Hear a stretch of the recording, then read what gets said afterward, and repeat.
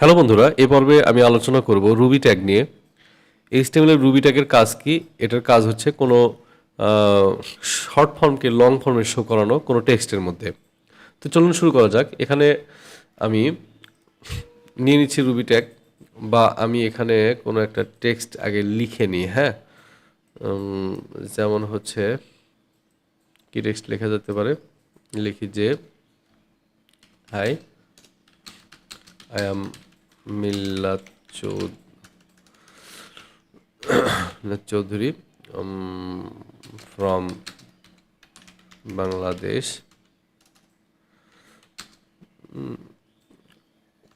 I am a web developer.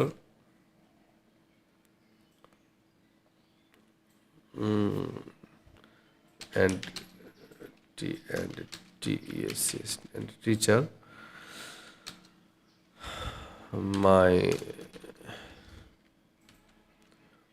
YouTube channel name is MC. MC. That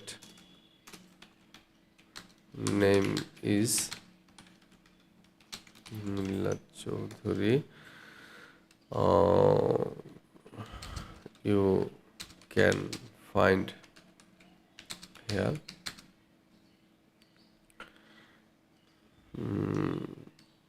more tutorial about computer programming, video editing, graphics design,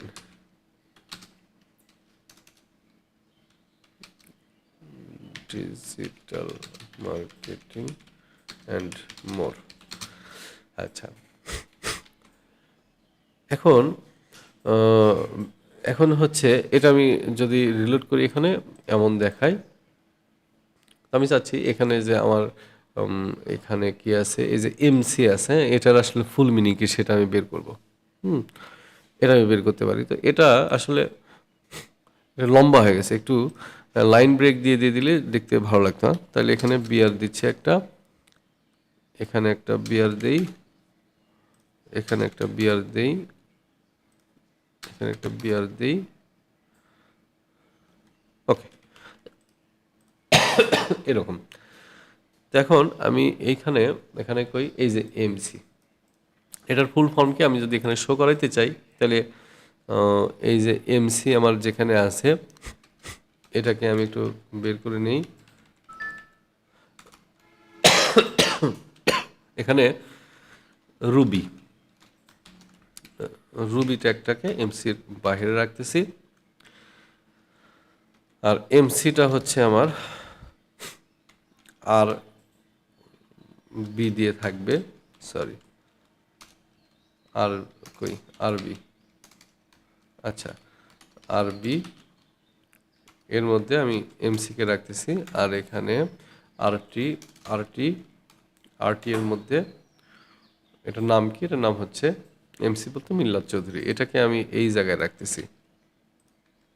তাহলে ঘটনাটা কি ঘটবে, এখন যদি আমি এটা রিলোড করি তাহলে আমি দেখতেছি এই যে এমসি তার ঠিক উপরে এই যে এই লেখাটা উপরে এটা কিন্তু শো করছে। একটু যদি জুম করি তাহলে দেখা যাবে এই যে এমসি তার উপরে কিন্তু এই লেখাটা রুবি দিয়ে আমার শো করছে, এই লেখাটা।